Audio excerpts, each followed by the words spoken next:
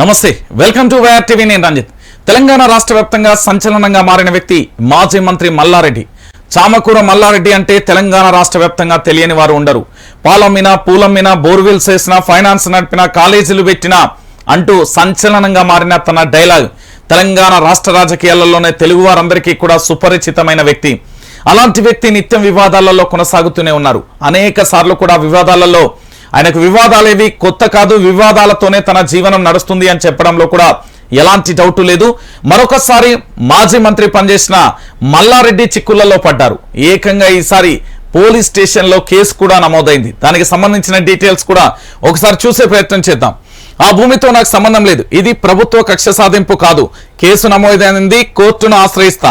మాజీ మంత్రి మేడ్చల్ ఎమ్మెల్యే మల్లారెడ్డి ఆ 47 ఎకరాల భూమితో గాని, భూ కబ్జాతో గాని తనకు ఎలాంటి సంబంధం లేదని మాజీ మంత్రి మేడ్చల్ ఎమ్మెల్యే మల్లారెడ్డి పేర్కొన్నారు. తనపై వచ్చిన ఆరోపణలపై ఆయన గురువారం స్పందించారు.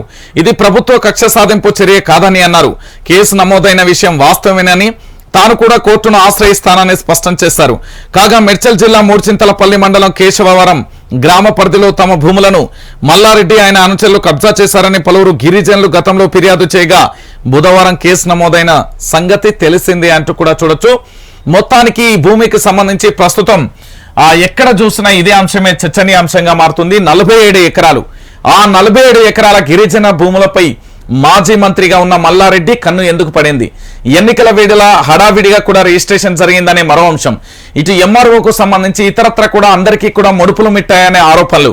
దాంతో పాటు అక్కడి గ్రామ ప్రజలందరూ కూడా ఆందోళన వ్యక్తం చేస్తున్న పరిస్థితి. ఇక మరోవైపు వారి పెద్దగా ఉన్న అతన్ని తీసుకెళ్లి మరీ కూడా బలవంతంగా సంతకం చేయించారనే ఆరోపణలు.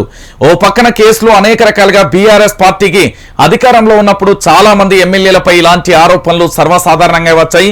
కొన్ని పోలీస్ స్టేషన్లకు వెళ్ళినప్పుడు ఎక్కడా కూడా కేసు నమోదైన దాఖలాలు కూడా లేదు. సో ఇప్పుడు వచ్చిన కొత్త ప్రభుత్వం మరి ఎలాంటి చర్యలు తీసుకుంటుంది? నిజంగా న్యాయస్థానంలో గిరిజనులకు న్యాయం జరుగుతుందా అనేది కూడా మనం వేచి చూడాల్సిందే.